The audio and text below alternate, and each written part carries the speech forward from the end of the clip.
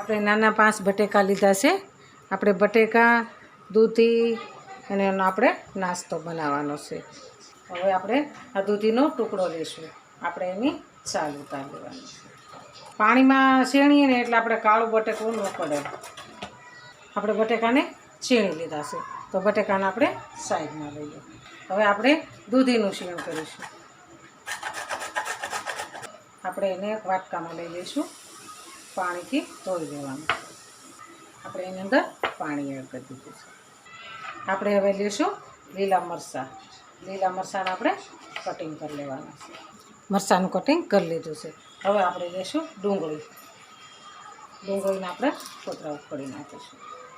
ડુંગળી નાખીએ ને તો ડુંગળીનો સ્વાદ સારો આવે છે। તમે ન ખાતા હો તો ન નાખો તો બી ચાલે। આપણે ડુંગળીને કટિંગ કરી લઈશું। ડુંગળીને આપણે નાની નાની કટિંગ કરવાની છે। આપણે લઈશું 1 કપ સોજી। સોજીને આપણે ચાળી લઈશું।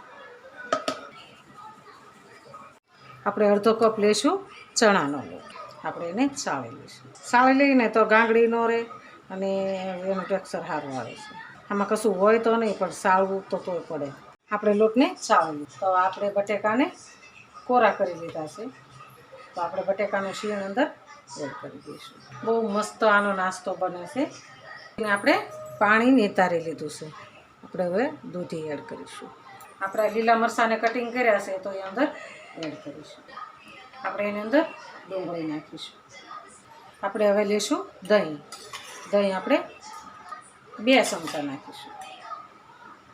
આપણે સ્વાદ પ્રમાણે મીઠું નાખીશું। આપણે આદુનો ટુકડો લઈશું, એની પેસ્ટ નાખવાની છે। આપણે આદુ લસણની પેસ્ટ બનાવવાની છે, એટલે આદુનો ટુકડો નાખી દઈશું। આદુ લસણની પેસ્ટ આવે ને તો એકદમ સરસ લાગે, એનો સ્વાદ અલગ જ થાય। તો આપણે આદુ લસણની પેસ્ટ અંદર નાખીશું। આપણે અડધી ચમચી ખાંડ નાખીશું। આપણે એની અંદર હિંગ નાખીશું, હળદર નાખીશું, ધાણા જીરું નાખીશું, 1 ચમચી મરચું નાખીશું। આપણે અડધી ચમચી અજમો લઈશું। અજમો નાખ્યો, ધાણા જીરું, હળદર, મીઠું, ખાંડ અને લાલ મરચું, આપણે બધો મસાલો કમ્પ્લીટ તૈયાર છે। આપણે જરૂર પડે તો પાણી નાખવાનું છે। આપણે 1 કપ પાણી જોશે। પછી આને 5 મિનિટ આપણે ઢાંકીને મૂકવાનું છે, એટલે સોજી છે ને એ ફૂલી જાય આપણી। આ હલકો નાસ્તો, આ આપણને છે ને નડે નહીં અને તાત્કાલિક થઈ જાય। તો આપણો મસાલો કમ્પ્લીટ તૈયાર છે। તો આપણે આને 5 મિનિટ માટે ઢાંકી દઈશું। આપણે એને 5 મિનિટ માટે ઢાંકી દઈશું। આપણે હવે વઘાર કરીશું। વઘાર આપણે અંદર નાખવાનો છે।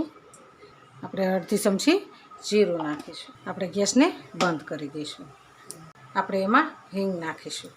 હિંગ નાખીશું, મીઠા લીમડાના પત્તા નાખીશું, એમાં થોડુંક મરચું નાખીશું। એ છે ને આપણે વઘારામાં એડ કરી, તો આપણે આને હલાવી લઈશું। આપણે એની અંદર સોડા નાખીશું।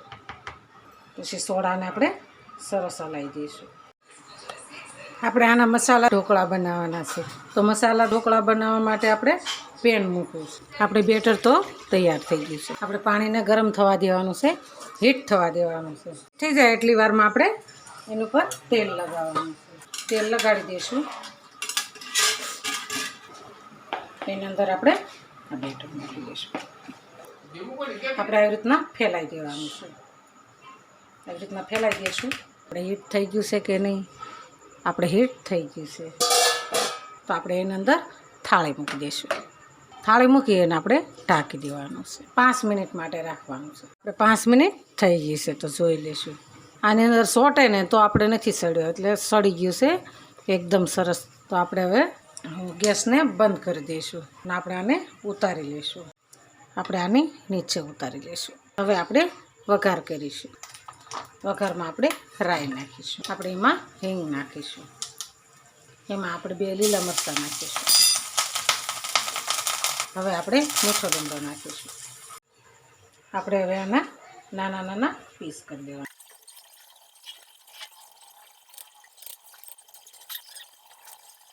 આપણે વઘાર કર્યો છે એ અંદર એડ કરી દઈશું। આપણો ગરમા ગરમ નાસ્તો સરસ તૈયાર છે। તો હાલો ખાવા। જો અમારો વિડીયો ગમે તો લાઈક શેર અને સબસ્ક્રાઈબ કરી દેજો. રાધે રાધે.